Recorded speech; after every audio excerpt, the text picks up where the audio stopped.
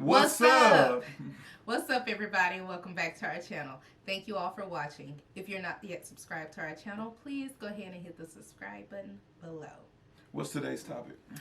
Today we're going to talk about how we met. One of the best days of my life. Let's Mine get into too, it. babe. Mine too. So Larry and I actually met through a mutual friend. Yep, let's get some credit to that mutual friend because he's a close friend of mine. I appreciate you introducing us, and it was a great blessing. I'll forever be indebted to you, my brother. Thank you so much. We really appreciate that. So he actually invited us over to his house, and we, when I walked through the door, I denied him at first. I did not want to start a new relationship. I had just gotten out of a bad situation. It was just time to focus on me. And so I made a promise to God and said, you know what?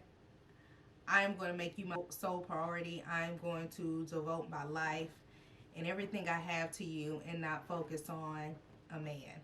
And so at that time, I just said, you know what? But God sent me. Right. But after they kept asking, it was like, Sierra, this guy is just so perfect for you, this and this and this. So I said, you know what, let me just go ahead and give it a try. So I went over there. And I walked through the doors and I saw him standing in the doorway of the house, and he turns and he looks at me, and I said, okay. Oh, that's all you said? Now let me tell my version though. I was sitting in there laid back, just with my legs crossed up, just waiting on her to come in. So I had to let her see me from behind first. You see, that was all a part of the plan. On a more serious note. But let me tell you this, when she had told me his name, I tried to Google him and tried to find him on Facebook, and it was not the right person. I was like, heck no. What was wrong with the picture you seen? I was like, no, I ain't down for that. What if the Lord said? Well, he didn't tell me that. He didn't speak to me. And so anyway, so I said, she wouldn't do me like this, so let me go ahead. And so when I saw him sitting in the doorway, I said, okay, this is what we got to work with. And so what you had to work with? A lot. It was good. Okay. And so anyway, and so we all sat at the table. We start playing games. But let's pause it right there. Okay, let's pause it right there. Okay. Now, and technically, my wife is correct up to that point, but I want to say something from my standpoint on a more serious note. Basically, I was kind of in the same situation where I knew what I wanted. I knew I wanted a wife. I wanted a family. I knew what God had placed in my spirit at that time and what I desired as a man and as a man of God. So, being there that day, it was like, okay, we'll see, what this is about, see where it can lead to. But the thing that actually touched me the most when, like Sierra was saying, when she walked in, my back was to her, and I was standing in the doorway talking to my friend who actually introduced us and basically brought us together that day. So when she walked in, I didn't turn around immediately. That's just... I said, let me give her a little time to get herself situated before I turn around. But and I was like, you see me. Go ahead. I had to hold my composure straight ahead. I'm talking, we ain't really talking about nothing. I'm just trying to prolong the conversation before I turn around. But when I did turn around, as soon as I turned around, it was nothing. It was like I was at a pause because I didn't really speak to her immediately after that, because God had spoke to me in that exact moment and said, that's your wife. When he said that, it kind of just paused me for a second. And Sierra let you know, like, even though she was walking up and about to introduce herself, I was still kind of at a pause in the beginning because I was processing what God had just spoken in my spirit, and that was big for me. We never held a conversation prior to that. That was our first time seeing each other. Didn't know too much in detail about her. She didn't know a lot in detail about me. But when I turned, that's what God, when I first time I laid eyes on her, God said, hey, that's your wife. So that was like, that was a confirmation from my prayer request, what I've been praying for, that God answered. But then secondly, it was a step of faith because, normally we kind of get to know a person, we kind of see what the person is like, and then we can be with that person. But in this situation, God spoke that as my wife even before I even held the first conversation with her. It was moving for me, so it went from a casual, conversation with my friend before she came into like a real serious time, and almost to a point where I had to keep my composure because I was thanking God at the same time, was still trying to be like I'm saying, didn't want to seem overly excited. By that being our first actual conversation, and first time we met, I didn't want to seem like, oh, it's the crazy guy. He went from 0 to 100 and he ain't even said hello yet. So, that was something I had to actually contain my excitement, but still have a casual conversation at the same time. Go ahead, baby. Okay. And so anyway, we were just enjoying each other, playing a game. And then after the game, we decided to, they end up leaving and we end up having some time together to get to know each other. Long story short, it was getting late, so we decided to go ahead and wrap things up. So he walks me to my car. And I did win phase 10, just so y'all know. I let her win a couple games to kind of break even, Yeah. but go ahead.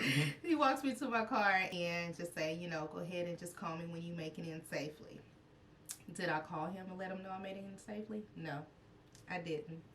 But I thought about it and I called him the next day and let him know that, hey, I made it safely. Because although the conversation was good, I was still like, pump the brakes. I'm not going there. Everything was good. But once I got in my car and I've been getting to drive home, I still wasn't feeling building a relationship. I was like, he was a nice guy, but I'm just not ready. And so it was like a thank you, but no thanks. So anyway, I just called and let him know the next day that I made it home and everything was good and I enjoyed his time. And then we started to have conversations. Everything was going well. Larry knew exactly what it is that he wanted. I was still kind of unsure about that just because of my past experiences. So I wanted to just really spend some time with just me and my God and just understand a little bit more about me and what I needed and what type of wife I wanted to be and when I was ready to be that. So weeks had passed, and so she said weeks. Yeah, and that was some long weeks. I told him, I said, you know what, I just need some time to myself. I'm not ready to really get into anything, even if it's just a friendship type of thing, because it always starts off like that and then it turns into something else, and I wasn't ready. So but you got to see what kind of state I was in, by God just telling me the night before that that's your wife, and then she comes and tells me, hey, thank you but no thanks. I appreciate everything. I appreciate you being nice. I understand that, but it's something that I don't want to pursue. And so, basically, it was like a goodbye conversation for us.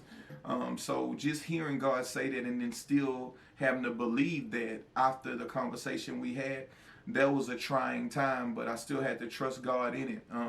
And that regardless of however long that time was that I had to wait for her to be prepared and be ready, that's what I just had to do, because I believe what God has spoken in my spirit, and nothing else couldn't tell me any different about her not being my wife. She was my wife, and I was going to wait on her until she was ready. And ultimately, it paid off for us in our relationship, for her spending that time on herself, because it sowed seed into her to be a great woman for me. And sometimes we do need that time for ourselves before we can be better for anybody else. We got to be better for ourselves. Exactly. So I just went into some deep praying and just asked God to show me if this is the man for me, and help me in my decision making at this point. So I knew from that point, after about 2 weeks, I knew when I made that phone call to Larry, it was going to take off from there. And I couldn't let him down again, going back and forth like, no, I'm ready, no, I'm not ready. So once I made that phone call, it began. Our relationship basically began. We began, I would say, a courtship, right? Yeah. And at that time, we were celibate. Yeah. We both were celibate going into the first time we even met, all the way past that until technically our wedding night, just to be transparent with you. So we were celibate through our whole courtship, and even before that. So that was something that I valued in my relationship with God, and she valued in her relationship with God. And that's something that we kind of sat down and talked about through our times of courtship. Like, we had a lot of conversations where we would talk about the structures of what we want in marriage. Yeah. You remember, a lot of times we would talk about where we wanted to be financially, where we wanted to be spiritually, where we wanted to be physically, what we wanted to accomplish in our life, what dreams we wanted, you know, things that we wouldn't change our mindset about, things that we were just locked in and we not changing. And I'm not saying we're not going to change as in not compromising or not growing in the relationship, but it's just some things that wasn't going to change, like our relationship with God, regardless of it, that's going to always stay. So there's things we wasn't going to change. It was some things that we expected from each other that we were able to communicate about. It was some things that we desired each other to do for one another in marriage that we talked about. So we kind of turned over every stone, every rock, every conversation that you can possibly have going into marriage. We had, so it built the foundation of what we was expecting in marriage, and it gave us a jump start, I believe, in our marriage. Right, it sure did. We were very open and honest. And from then on, we just started having conversations and then opening up about our past, you know, going on some dates and getting to know each other and just really having fun with each other.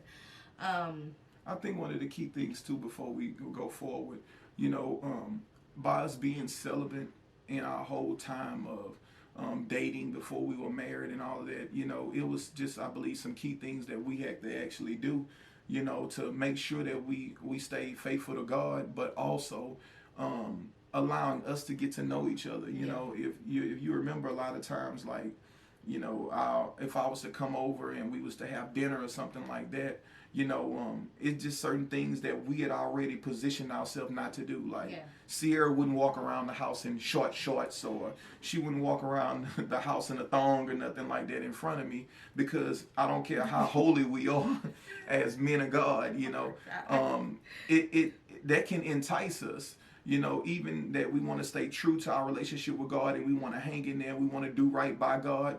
But if you put yourself in a situation where you trust in your flesh to a point where it's just me and her and she's walking around like that, or I'm going in the restroom and she taking a shower, and we just didn't do all that. Like, basically, she came in and she had her pants on and her shirt on, or, you know, it just, nothing was revealed or revealing to me, you know, and that's something we stood on to keep us in the right standing with God, you know. Now, after marriage, that's a totally different story. But when we get to that point, we just wanted to make sure we dedicated and made the sacrifice and was obedient to what we gave God, and which was our bodies and our mind and our spirit. Right, because we didn't want any smoke and mirrors. We didn't want any gray area. We wanted to see each other for who we actually are and stand in our own truth, in our own belief, and things that we said, hey, this is what it is. I don't want to get anything or any wires crossed trying to figure out what's what, because we decided to be intimate with each other.